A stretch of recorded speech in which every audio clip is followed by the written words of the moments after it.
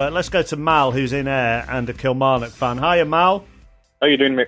Yeah, we're good, thanks. We're good. Yeah, the little note about you on the screen, it appears that you're quite angry. Well, I'm fed up with this overreacting about the Celtic result the other night against Barcelona. I mean, they've won one game and they've gone about saying that they think they're world champions. Mal, listen, I think we've watched that game. I'm sure you've watched the game, and yes, at times they were defending for their lives. The keeper was amazing, but you cannot say that Neil Lennon and his men on that night give everything they can. I think they brought pride back to the Scottish League, to Scottish football. They've beat the best team in the world, and the young boy, 18-year-old Tony Watt, scored the winner. I can't believe that, you wouldn't be proud of being Scottish, even if you don't support anybody else for because Celtic, what a win. I'm not a Celtic fan, Robbie. I know you're a friend of Neil Lennon, obviously you played with him. But at the end of the day, what did Barcelona win last year? They're not the same team they were 2 or 3 years ago.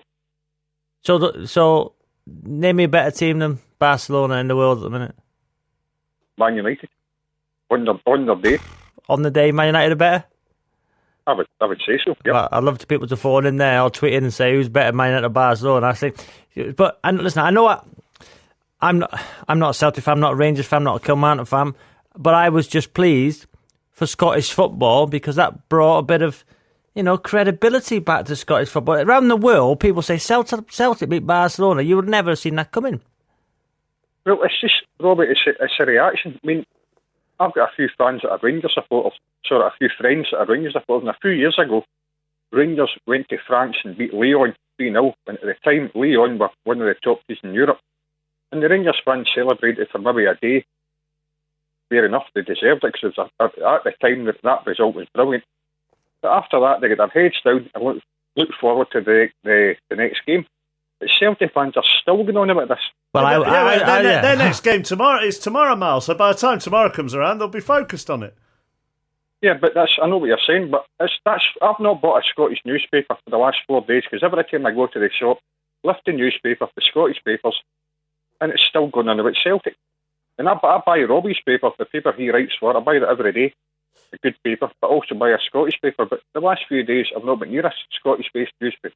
I don't want to read about Celtic winning against Barcelona. That is history. That's gone. They keep going on about it over and over again. We're talking about it even going as far back as when they won the European Cup in 1967. I mean, it's getting as bad as that. Didn't you beat? Kilmarnock beat you beat Celtic a couple of weeks ago. So doesn't that make you better than Barcelona? Sorry? You beat Celtic a couple of weeks ago. So if you're being positive, that makes you better than Barcelona. No, it doesn't. Kilmarnock beat Celtic in a one-off game. I celebrated for a day. Maybe the next day I'd had a couple of beers. Brilliant. But then again, I thought, right, okay, we beat Celtic. The next time they'll probably beat us 4-5-0. I get real. I can grow up. The Celtic fans are living this up too much. I wasn't actually being serious then, Mal. I was just having a bit of fun. But anyway, thank you. I know. Yeah, all right. Frank's in Glasgow. Mal can stay there, actually. I can't believe... Listen, if I was a Celtic fan now, I'd still be celebrating. Are you still celebrating, Frank? You better believe it. And Robbie. And we'll be celebrating till the cows come home. Is it Matt there? Is it Matt? Mal's there. He's there. Mal. Right, well, I'm assuming Mal's got his Kilmarnock scarf in the top drawer and his Rangers scarf in the one below it. Mal, listen, pal, can you not just for a wee couple of days put your bitterness aside, put whatever twisted agenda you've got aside, and glory and just for once have the good grace to say a young, inexperienced team in Scotland with, a much maligned league, fair enough, have got together with, as I say, very little experience, one of the youngest average ages in the whole of the Champions League, took on the best team in the world, possibly one of the best teams ever to grace a football field. And can you not have the good grace to just put your hands together and say, well done? Is it beyond you? Is it beyond them? The bottom line is, it doesn't make us world beaters, guys. It just means our boys perform their heart and soul, and backed by that fantastic support. Every single one of them. I wasn't there, but every single one of those supporters carried that team over that 94 minutes. Can you say well done, Mal? No, because for one night, that's all they deserve. And where's this superb support in the league games in the last week when it's been down to 40,000? Oh, it's terrible. Listen, Rangers are getting bigger crowds in the third division. Oh yeah, I think Mal's letting his wee. Yeah, Mal, I thought you were a Kilmarnock fan. Exactly. So why are you bringing Rangers into it then? Why are you bringing Rangers into it if you're a Kilmarnock fan? Because I look at the attendances. Well, you're a Kilmarnock fan. Look at your own attendances. You're a Kilmarnock fan. Give Celtic their due. They were missing their captain as well.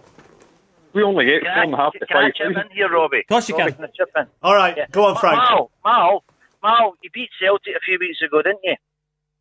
Yes. Mal. Yeah. He did, yeah. Who scored their goal? Well, you tell us, Frank. No, I'm asking Mal. He's a Kilmarnock fan.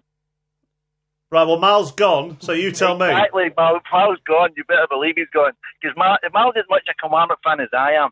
And listen, I know that dozens of Kilmarnock fans where I live, dozens of them, and every one of them doff their hat to Celtic. Listen, we're not arrogant. We're not saying we're any world beaters. We're simply saying that we are so proud of our team and so proud, guys, of our manager. Yeah. Our manager has been through hell and back in the last few years. That guy's been terrorised by bombs and bullets and assaults in the street, etc., etc.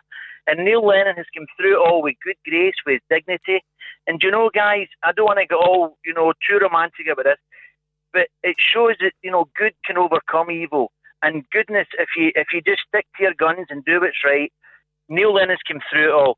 And the wee romantic bit, guys, it was our 125th anniversary, the night before the game.